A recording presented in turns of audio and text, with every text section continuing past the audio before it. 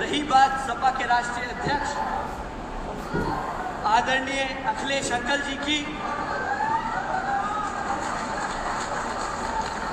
मैं पूरी इज्जत से, पूरे आदर सम्मान से उनका नाम ले रहा हूं। उनकी उम्र अब हो गई है। अगर मैं 30 साल का लड़का 50 साल के बाद आदमी को अगर अंकल नहीं कहूंगा तो फिर क्या कहूँ, आप ही बताएं। तो हमारे लिए तो वो बड़े अखिलेश अंकल हैं, अखिलेश भैया नहीं, अखिलेश अंकल हैं।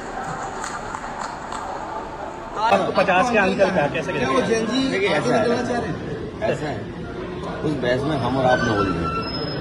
और जो सीरियस बात है, एक सिक्के के दो पहलू। और जो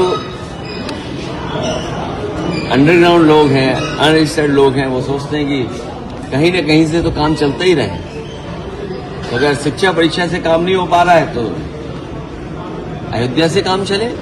वो बात तो आपको हमको पता ही है कि बोरे भर के कहाँ गए थे, कंडों में पैसे निकले थे और हम लोगों को बदनाम करने के लिए कितनी साजिश की गई।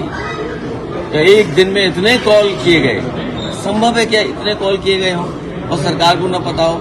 सुनने में आया कि यहाँ जो छात्र नौजवान आए थे, नेटवर्क से उनका डेटा इकट्ठा किया जा रहा है। तो भविष्य में सरकार पता नहीं क्या करे। इसलिए दोनों मुद्दे एक दूसरे से जुड़े हुए हैं, या समझिए एक सिक्के के दो पहलू हैं। बीजेपी और उनके संगी साथी दोनों इस मुद्दे से जुड़े हुए लोग। जब ये प्रभु श्री राम को आगे नहीं बैठा रहे, बताओ आप प्रभु श्री राम जी का स्थान क्या होना चाहिए? अगर मैं सामान्य और आपसे एक सवाल करूं कि प्रभु श्री राम का स्थान कौन सा होना चाहिए? आपने देखा था भगवान हनुमान जी को कैसे उनके साथ व्यवहार हुआ था बीजेपी के कार्यक्रम में। और सुनने में आया कि वो जो भुगतान होता है, सम्मान राशि है, वो भी भारतीय जनता पार्टी ने नहीं दी। तो इनसे क्या उम्मीद करोगे आप? आकाश आनंद ने आपको अंकल कहा है, क्या वो जेनजी आगे पॉलिटिक्स करना चाहते? देखिए ये कोई बहस का मुद्दा नहीं है और हमारे संबंध बहुतों से बहुत अच्छे रहे हैं, इसलिए कुछ मत कहलवाओ तो ही अच्छा है। और अच्छा, देश को लड़ाई किससे है?